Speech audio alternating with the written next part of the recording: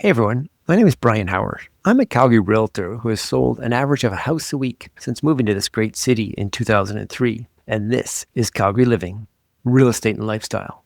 I'm interviewing Calgary's top performers as it relates to living and lifestyle in our great city. Some of the podcasts will be real estate decisions specific, but most will be about life in Calgary and why we choose to live here, or at least why you should visit. Thanks for tuning in. Well, folks, welcome to another edition of Living in Calgary. Today, I have the great pleasure of having Dean Hopkins here in my home office basement. Dean, welcome to the show. Thank you. Glad to be here. Mayoral candidate, so visionary, Pretty much. hoping to be the leader of Calgary. Going to be the leader of Calgary. You got that right. Here, Dean Hopkins for mayor. Dean and I've been kind of trying to interview some of the mayoral candidates, and really it's not so much about political platform, but I'm sure you're going to want to get into that. I'm just more interested in your life and some of those funny questions more about, well, first off, you're a big guy, you're strapping, and you're a rugby player. And so I'm interested in that. I played rugby for many years too. Dean, what brought you to Calgary? I notice an accent. Yeah. Well, I've been coming to Calgary since my first visit to Canada was in 1984. I spent 30 years in military service and have traveled and deployed all over the world. Whenever we'd done training in the UK, the proving ground was always Canada. Like it's cold? No, what it was if you combined all the training facilities in the UK and Europe together, you can actually put them over at Medicine into the training area. You can drive for a full day with your foot on the pedal and not hit the other end. So I first came over as a young soldier in 84 and fell in love with Canada. And between now through 3 decades of military service, I kept coming back to Canada again and again. When I was in probably about two decades ago, I'd been on a deployment in Bosnia. Like 2001-ish? No, in 1984. 84? Sorry, 94. 94, 3 decades ago. Sorry. Just after the Bosnian War. Okay. And there was an altercation there where we had to go clean something up. And I sat down and I promised myself 2 things. One was to find a peaceful country once I'd finished my military career, and city with good, kind people. And as I kept coming back again and again to Canada, I realized that Canada was going to be my home and Calgary. Right. Going to be well. And so is Calgary where you came? First city? It is, yes. And what year was that roughly? It was funny because a friend of mine on my first visit to Canada, he said, my father lives in an amazing large city and we can go and watch the rodeo and everything else. And I said, well, let's go. And we went to Red Deer. Really? That was the first Canadian city I visited, but since then I'd visited Calgary a lot over the years. And then what year did you move here? 12 years, 2009. Okay. Just when the market was crashing in a real estate sense. And did you end up buying real estate right away or soon after? No, I met a long time friend who I knew in the early 80s when she was a 16-year-old girl. She went on her life's journey. I went on mine. When you were a 16-year-old boy? No, I was a 20-year-old soldier at the time. She was 16 and dating a friend of mine. So I met her twice. She emigrated to Calgary in the mid-80s. So she went on her life's journey. I went on mine on many deployments. But my last, when Afghanistan was just kicking off, my commander said to me, we're going to deploy you to Afghanistan. I said to him, I'm done with war. I've done my base, a young man's. I'd risen up to the rank of captain and commissioned through the ranks. He says, well, you've done 30 years of service. Where do you want to go for your last year? It says, well, that's a first. I've never been asked before. I said, nice. Send me to Canada. I will train heavy artillery because that's what I was in. I blew a lot of stuff up. So I'm partially deaf. I came to Canada for 9 months, and then by a coincidence, this lady came onto Facebook, and we chatted, and it just happened. She lived 4 hours down the road in Calgary. So our relationship grew, and we've been together 12 years. That's wonderful. Yeah. And 12 years later, you're now going to be the leader of our city in like 3 weeks, 4 weeks. I'm trying everything with just a little less than 4 weeks. Super. So let me just have a fun question for you here. Yeah. Not going into all your campaign. I'd just like to learn a little bit more about you, Dean. But one of my social media people, I said, what would you want to know about your mayor? And one guy wrote or asked me on my Insta, I think, he said, any plans to axe the stupid international art projects and frivolous spending thereof? And he said, we absolutely have more than enough talented local artists, many of whom do not yet receive enough support to contracts. Those international projects were an insult to us as taxpayers and slap on the face to local artists. That's my rant, he added. What are your thoughts on our international project plan? How was a debate down in the city at the Central Museum, the Central Library down there. Yeah. And one of it was that question, near enough that question. Yeah. I would love for Calgary to be the center of arts for the Western world. Pretty much like back in the 17th, 18th centuries, artists would go to France and to Paris. And I would like to promote that artists come, live, and do their work and contribute to society. As far as I'm concerned, any funds that are in our arts program is not going to go out of our city. If you're living and contributing to our society in Calgary as an artist, whether it's an artist or a musician, then we would look at giving you funding for amazing projects. Now, people say to me, what about, and they've just changed the system of accrediting grants. Mm-hmm. The old system didn't work, and that's why we got the lumps of rock and the Blue Ring. And I have a plan for Blue Ring. I want to hear it. I have a plan. And I sat down. Calgarians know what the bullshit. I sat down, and we have I follow some amazing Indigenous artists in our city. And they're doing... Wait, what is the real name of the Blue Ring? It's something, I heard it recently. It's something out of the mountains, but he doesn't even point to the mountains.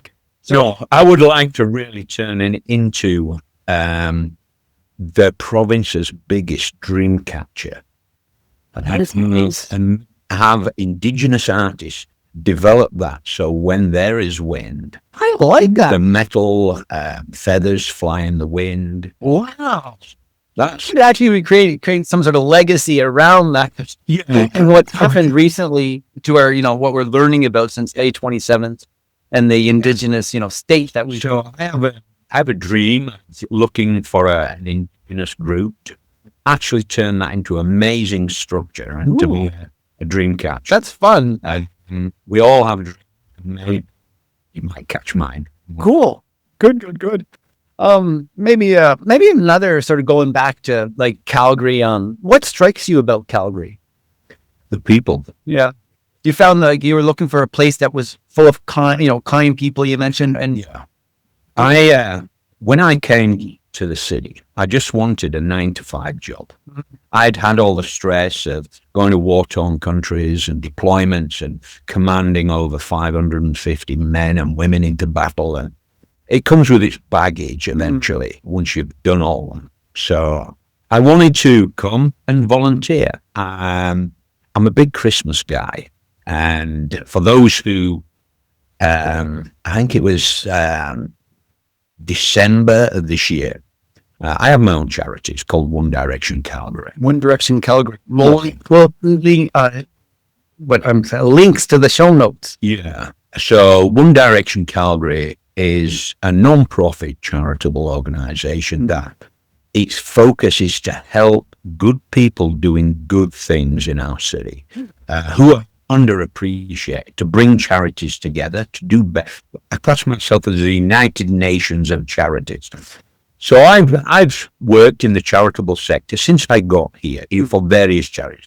And my favorite charity is called the Magic of Christmas.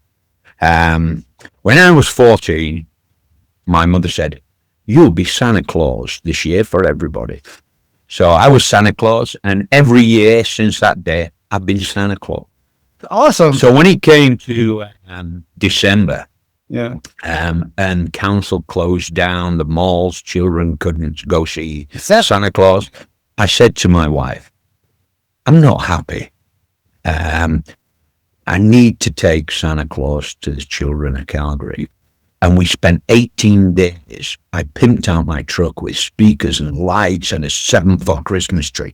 We drove around 120 communities over an 18-day period from 6 o'clock till 8 o'clock, blasting out Christmas music and just meeting the children. Wow. And it gave me a full perspective of just how important the festive season is in all communities. Even those who are non-religious, they were out on the streets. It was just that demeanor. It was a really depressing time, and it did lift the spirits. So that's just one of the many things that I did in the charitable sector. So bringing charities together is what I do. Cool, fun. I noticed just on that note, as you came in here, I recently did a deal with a fellow, Carl, and he was playing it was Saturday, and he was playing rugby for the city provincials on the Rams football club, I guess rugby club, and you were a ref, one of the refs. I wasn't refereeing. I did referee 2 games. You're still a referee in terms of your community service. Yeah. Well, I've been playing rugby 50 years. 50 years I played rugby. I started as a very young boy and played at all levels.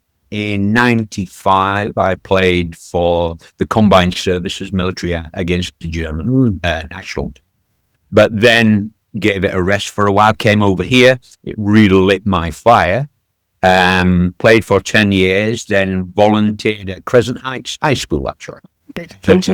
Yeah, they didn't have a women's program. Okay. So I brought a women's program together for one season, and they won the city final. I remember that. Yeah. I remember they won. And I'm being I maybe knew one of the girls on the team. Right. What year was that roughly? It would have been 3 years ago.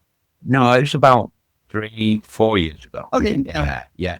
But it was awesome. And you wind them up and let them go. You won. The actors just get started. Awesome. It's all about leadership, right? And bringing a team together. Well, you demonstrate leadership. That's what I've been in all my life. I'm no politician, and I'm not a businessman. So how did that, so you have no experience in the, sitting in council. Why does someone like you decide that you can lead the city? Have that vision that you're the man? So when I said back that time I made a decision to find a place, a good place to live.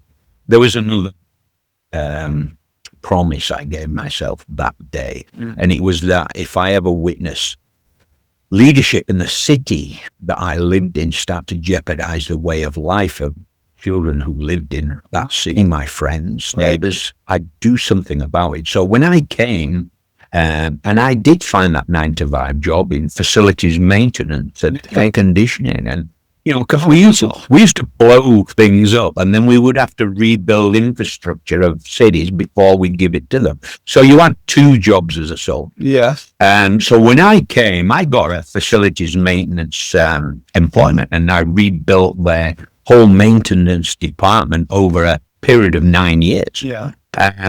But every month when it was combined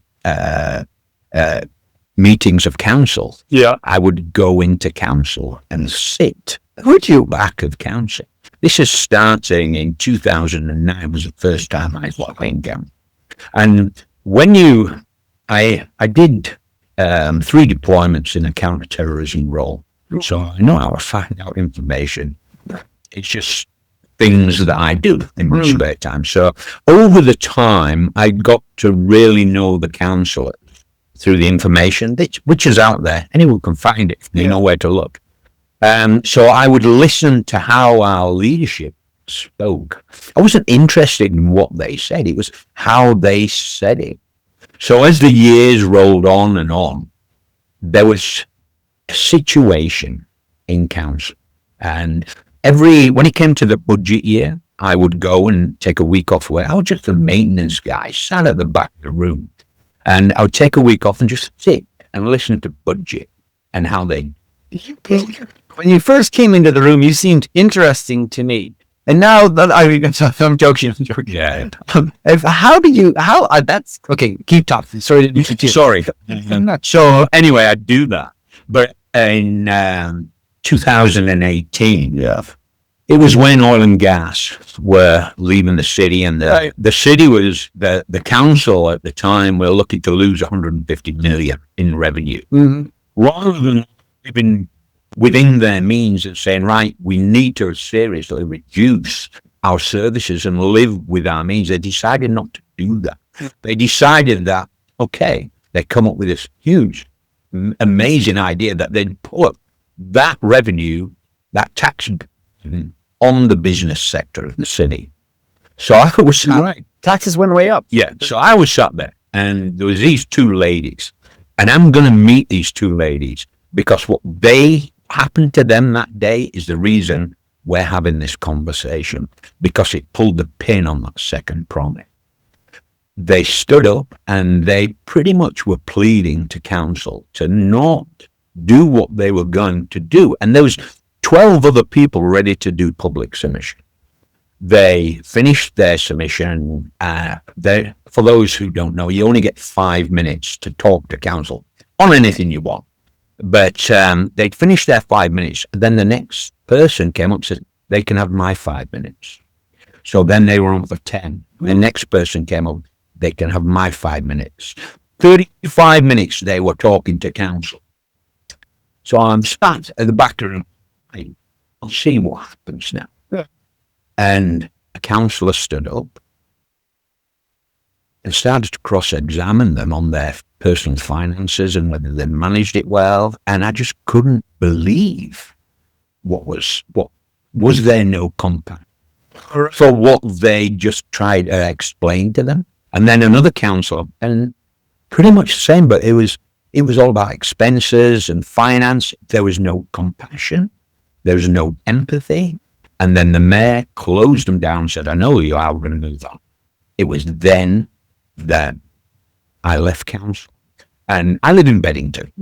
So I walked from city all the way home, knowing now what I had to do. That's a big walk. I had a lot to think about. I had to explain it to my wife. You want to go, they were thinking of leadership. So that was the process of what happened. And the people throughout the world who have ever worked with me, they know I very rarely make promises, because I class that as a jail sentence, because I've got to, I always follow through on my promises. But if I ever say I'm going to do something, then I will do it. And pretty much coming from this background, rugby player, prop, I should say, and then military. So it sounds like a lot of tactical and strategic type stuff. Correct. So as we're 4 weeks away from the election, can you win? Well, I'm the only candidate running his own campaign. I have no campaign manager. I think I kind of noticed that. Yeah. And then I requested this meeting of us, to interview you, and you've taken the time to come here to my home office. This is the first time I've done a live podcast since before COVID. I mean, that's kind of eaten up your time. Indeed, I use signs, I think. Not a ton, but you seem to be working things yourself. You're doing a lot of work yourself. I have. I'm very good at strategic planning. Yeah. Back in the day, I would plan military operations, deployments, and I'm fairly good at it. Otherwise, we wouldn't be having this conversation. Now I'd probably be 6 foot under somewhere. When you're planning something like a strategic operation, the systems and procedures are very simple. Well, to me, they're very simple. Yeah. It's having a task, having a mission, having a goal, having a focus, and how you achieve those goals. It's a military indoctrination. The soldiers who are watching this will fully understand where I'm coming from. So when it comes to running my own campaign, ethically, I couldn't bring myself to have someone else run my campaign and pay them in the region of $25,000 of donations for that service. I would not be a leader where maybe the other candidates, their campaign managers should be the mayor of Calgary because they're running their campaigns. Right. So I'm running my own campaign. It's got me to a stage now where I've over 300 signs around the city. Yeah. Initially, I had 400 small ones as they were getting put out to get the message out there. Yeah. I've distributed in the region and distributed with volunteers over 120,000 leaflets around communities, various communities. I've done no mail drops. I'm running this campaign on a working class man's budget. I saw that. I thought that. Yeah. So in 2018, when I got home and had a chat with my wife, I said, I need to save every dollar I earn or own over the next 2 years to pay for my startup campaign, to get me in a place on the 20th September where I can compete with the establishment. Because the pushback I've had from mainstream media, for those who out there who don't know, that if you don't have a large budget, it's hard to get airtime. So this is why I much appreciate coming on your podcast. Thank you. And a few other channels who have opened up the airwaves to what I've got to say. So there's a lot of pushback. So those funds have got me where I am now. Right. So and why was September 20th the frame? Well, the next 4 weeks or 3.5 weeks really important in the campaign? I have no clue. Yeah. Why? So, historically, prior to this year, we would just have a campaign period of 4 weeks, and you would have to have 4 weeks to decide who was going to your sit. That was it. But this year, and I always say things happen for a reason. And 2 years ago, this was the hurdle I was looking at. Because I looked at the last budgets. I downloaded all the information of Mayor Nenshi and Bill Smith, their finances, what they used over a 4-week period to become the mayor. And Mayor Nenshi got $600,000 for a 4-week campaign. Wow. And Bill Smith got $900,000 in donations over a 4-week period. That's incredible. Is incredible, right? So I got a phone call, and I won't say who it's from a group trying to dissuade me from running for mayor. And I'll quote what they said. They said, it's pointless you running for mayor. You don't have the funds to get a foot into City Hall. You need $1 million. And that's just to buy the media. Wow. And as I was moving forward, and let's just say I'm ex-military, and that conversation didn't. It would upset you. It drive me, right? What did I learn recently? Emotion creates motion. Emotional and got. Yeah. Okay. He was on the phone. He wasn't. He may have been somewhere else if that happened. But that comment, I'm determined. I said on my campaign team, I said, and they're all volunteers. Yeah. Professionals in their own right, but they have just. Who are they? They're your friends. They're from your work. So no, You have to come out and they just see you I and just like meet them. I'll give you an example. I have a friend who is an ex-military guy, lives in Toronto. His daughter lives in Calgary. I went to meet her one day, and this is probably 2 months ago. And she said, "Oh, I've got a new job in marketing and media." I went, "That's awesome." And she said, "Oh, I work for so. And I mentioned about you running as mayor of Calgary. And he said, "That is bizarre. I'd been meaning to get involved in something like that. I need to meet Dean." So we went and had a coffee, and he's been running my marketing and media campaign, my website, as a volunteer. And just things like that. I just meet people. I went, "Oh my God, why am I here?" One of my charitable association members, who's an artist, was dating a guy and said, "He's a CF. He's a really nice guy." I went, "Let's have a chat." And I just meet people. I've never talked to a person while on campaign trail, and they've said, "Oh, I'm not voting for you." Whenever I've had a conversation, they're always going to vote. Really? I'm kind of curious to see how that works. Like, how do Calgarians, how actually do you, maybe you can take a stab at that question. Yeah. How does a Calgarian choose their mayor? Okay. So what I would say is you'll hear so much political spin and deflection, and you'll know that the three councillors that are in the media all the time have all the numbers and figures and systems and quotes. That's because they've been in the system for... Who are those three? Is it Jerome, Jody? It's Jody, Jeremy Farkas, and Jeff Davis. Jeff Davis. Yeah, so them three, and they've all got their own direction. I would say over the 4 to 5 years, while working in the charitable sector and meeting people who were slipped below the poverty line, and just general concerns. People want change, want something different. And I say to people, go to my platform. You'll see that exactly where I'm going.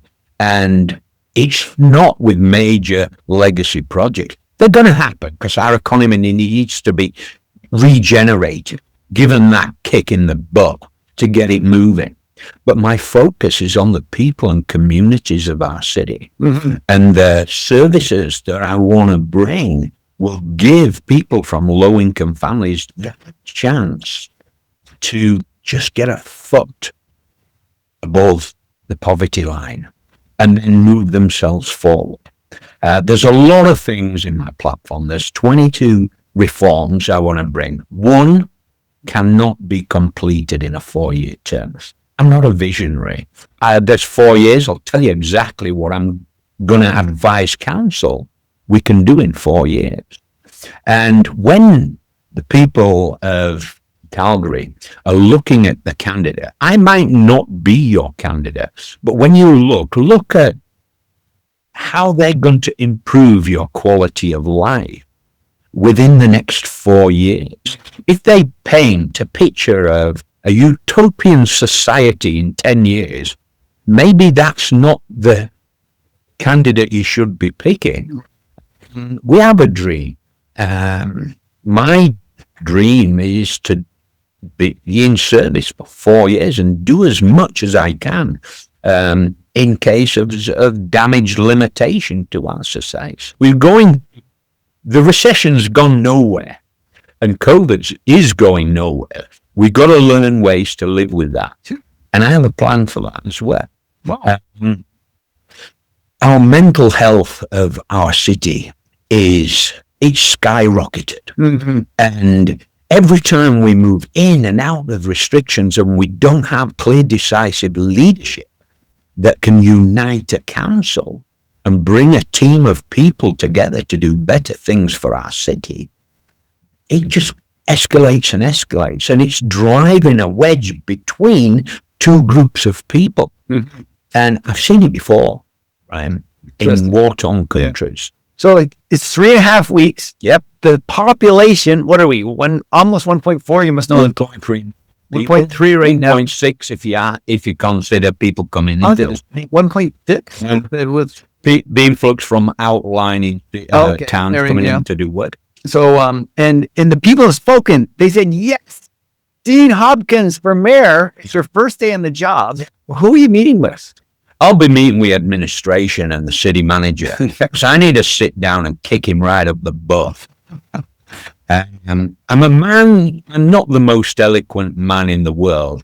And maybe even when I'm on mute, Pretty eloquent. Yeah. well, push the wrong buttons and the wheels fall off. Right. But if I do happen to drop the old F-bomb, then I apologize to everybody what I'm doing. You're forgetting. I'm just a passionate man about humanity. Right. That's the way I'm going. We Anyway. can see that. But yeah, the city manager, we would sit down and have a few cups of coffee, because when you're looking at a mayor, you're not just looking at the individual, you're looking at their platform.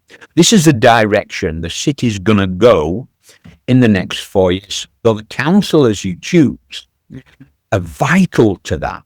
Councillors coming in, they know the mayor's platform. So when it comes to subjects on council, then they know which direction the masses of the people want to go in.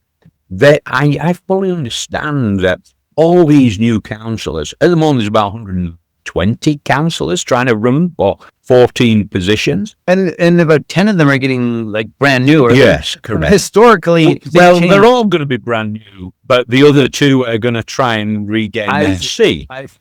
So what I would say to people, please choose your councillor wisely, because I will be supporting them to do their job in their community.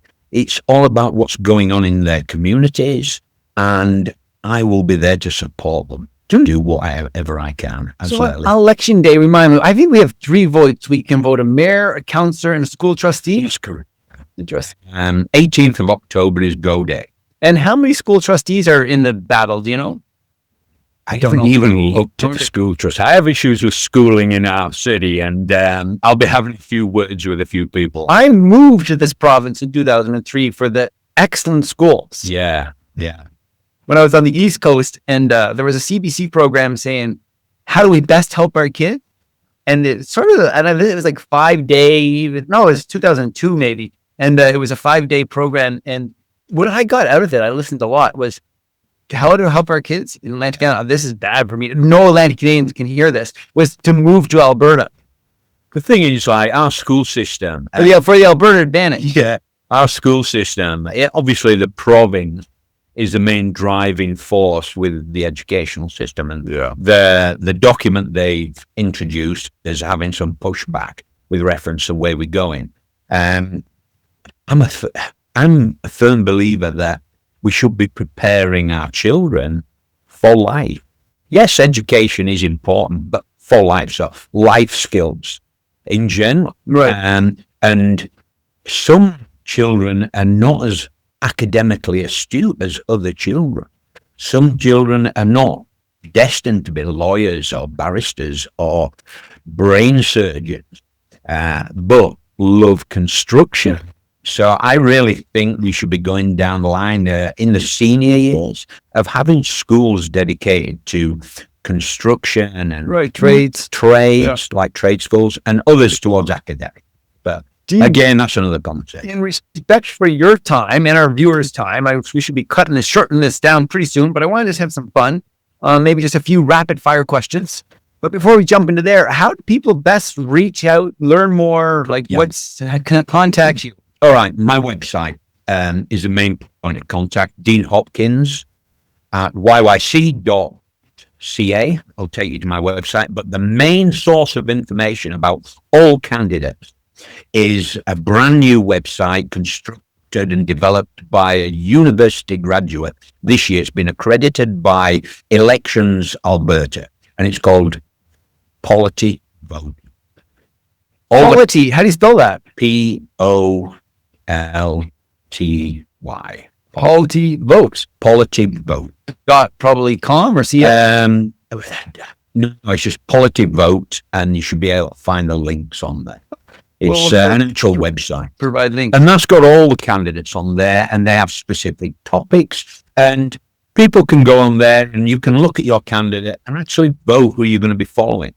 But I would say, if you want to really make a difference, is get involved, reach out to your candidate and organize a meeting of local community people, or at a local bar, restaurant, a meet and greet. That's what I'd say. That's the way to do it. I'm a full believer in power to the people. Good. Very good. Well, I think we'll end there. I was going to get into some rapid fire questions, but I think we'll just cut it there. Any last request of the audience, the viewers, the listeners? Dean, anything at all? Yeah, my piggy bank's looking a little empty at the moment, so a donation would be awesome. A donation would be awesome, and they can do that again through the links, through the links. website. Yeah. Okay. Dean, thank you very much for coming to my home office podcasting studio. I do appreciate it. It's great to meet you in person, and it's been a pleasure. Thanks again. Thanks for having me. And we hit stop recording. Stop recording.